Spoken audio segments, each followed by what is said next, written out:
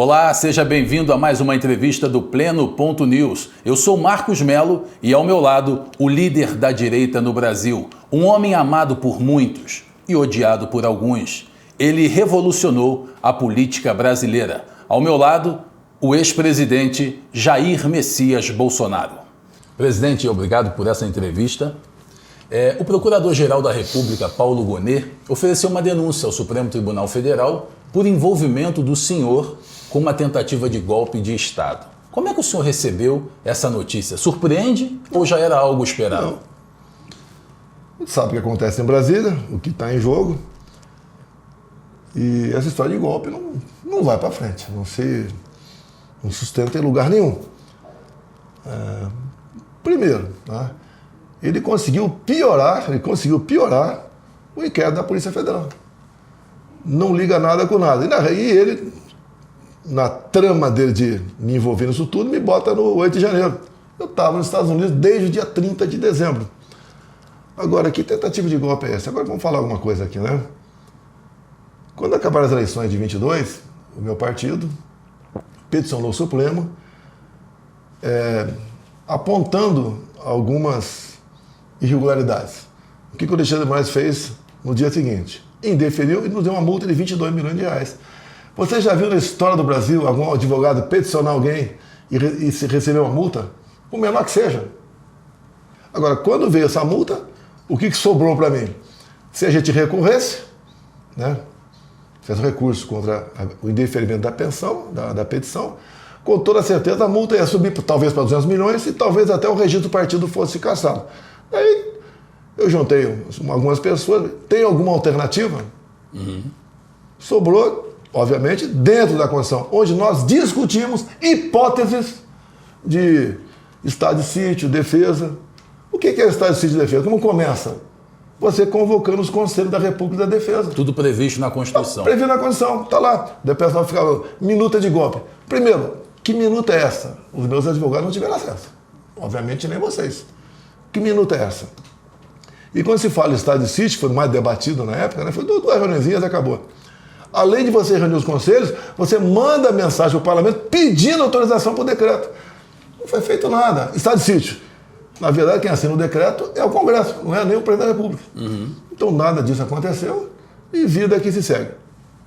O senhor chegou a dizer na abertura do seminário de comunicação do PL que está, abre aspas, cagando para a prisão, fecha aspas. O senhor acredita que eles mandarão prendê-lo de fato? Primeiro, falei esse termo sim, chulo, concordo, mas falei de um porquê no final, porque todo dia se fala em me prender. Prender por quê? Qual crime eu cometi? Daí eu usei esse palavrão chulo, né? E depois do que aconteceu. Ninguém quer ser preso. No calor do momento. Não, no calor do momento. Tá? Agora, é uma coisa que é natural minha, né? Desde quando eu era vereador, em 89, lá na capital do Rio de Janeiro. Ponto final. Ponto final. O Instituto Paraná Pesquisa recentemente apontou que o senhor ganharia de Lula em 2026. E a denúncia do Procurador-Geral da República, Paulo Gonet, contra o senhor ocorre logo em seguida. Como é que o senhor entende essa cronologia? Olha, toda vez que a gente tem uma boa ação para nós, ou o governo está mal, eles me procuram para me associar a importunar a baleia, tá certo? A assassinar peixes do lago aqui de Brasília, a falar no passado sobre, por exemplo, joias que sumiram, joias não, também, né? Produtores entregues, a falar sobre imóveis que teremos sumido, depois os imóveis aparecem, a vacina que eu não tomei, toda hora tem uma cortina de fumaça para tentar abafar, mas toda vez que faz isso, a gente acaba crescendo mais ainda, porque não se sustenta. Se tem tantas provas assim, por que o Gonet, o próprio ministro Alexandre de Moraes, não segue o devido processo legal? Se eu tenho provas contra você, para que atropelar? Por que passar por cima da legislação? O senhor entende, para a gente finalizar, que eu sei que a agenda não, pode continuar um pouco mais. O senhor entende que 2026, sem a sua candidatura, é golpe? É uma negação à democracia. O Brasil está no mesmo ritmo da Venezuela, que torna inelegíveis os 2 opositores do Maduro, que é a Maria Corina e o tal do Capriles. E na Venezuela, você só conseguiu plotar fraude eles adotaram pela primeira vez o voto impresso. E o Maduro achando que com o voto impresso e ele tornando elegível as suas maiores desafetos, iria ganhar e perdeu. Tá? Então só foi possível ter a certeza da fraude lá por causa do voto impresso. Perfeito. Claro, né? O senhor, como é que o senhor está enxergando esse cenário 2026? A pesquisa também citou a ex-primeira-dama Michele Bolsonaro como alguém que ganharia do presidente Lula em 2026. O senhor, depois tem a Michele. Como é que o senhor está enxergando esse cenário? O Lula tem condições de concorrer em 2026? Não teria nem em 22. Tá? Eu não encomendei a pesquisa, né? Alguém encomendou. Não pedi para botar o nome de ninguém lá, nem mesmo o meu, e apareceu o meu nome e apareceu o da Michele. Lógico, a Michele é a nossa candidata ao Senado aqui pelo DF, assim como o Flávio no Rio de Janeiro e o Eduardo lá em São Paulo. Esse é o quadro nosso familiar. Eu não trabalho com outro nome a não ser o meu. Qual o motivo que eu estou inelegível? Pegaram dinheiro da minha cueca? Alguma mala no meu apartamento no Rio? Roubei alguma coisa? Tenho dinheiro lá fora? Tá? Pratiquei algum mensalão, petrolão? Nada. Porque me reuni com embaixadores? Abuso de poder político? Abuso de poder político quando você tem algum ganho em cima daquilo. Qual ganho eu tive reunindo com embaixadores? E deixa claro que a reunião com embaixadores é um ato privativo do presidente da República. O segundo ato, no dia 7 de setembro, independência, acabou o desfile aqui em Brasília, botei minha faixa lá para quem tinha que tomar conta dela, subi no carro do som do Silas Malafaia e falei com quase 1 milhão de pessoas. Abuso de poder econômico. Não gastei nada. Agora, se não fosse isso, se eu deixasse cair um papel na rua, seria por jogar papel no chão em praça pública, teria se tornado inelegível. Deixo claro, em 2006, a Dilma sofreu impedimento, fizeram uma manobra, né? E ela continua com seus direitos políticos. O Lula é a mesma coisa, tiraram da cadeia o cara, anularam as 3 condenações, 3 instâncias, né? Porque quando se é condenado em segunda instância, se perde o direito político, e ele disputou as eleições. Mas por que eu estou inelegível? E daí nós estamos trabalhando para reduzir o tempo máximo da inelegibilidade. 2 anos. Ou seja, a lei da ficha limpa só serve uma coisa, para proteger a esquerda e perseguir a direita. A gente tem no cenário internacional o retorno do presidente Donald Trump para a Casa Branca, que os ventos sopram diretamente aqui no Brasil, e nós temos a previsão, já que o senhor citou a Michele Bolsonaro ao Senado, Flávio Bolsonaro, nós temos a previsão de que o Senado será tomado pela direita em 2026. E com toda essa mudança ocorrendo, Donald Trump, o Senado com a direita, de repente a direita pode emplacar o presidente do Senado em 2026? Olha, e como é que o senhor analisa isso? O Brasil está perto de ser passado a limpo? O mundo todo está indo para a direita. Tá? O Brasil não vai ser diferente. Tá? São 54 vagas lá no Senado. O nosso partido, juntamente com outros, né, de centro-direita, que estão coligados conosco, a gente vai fazer, no meu entender, no mínimo 44 cadeiras. Teremos um Senado forte.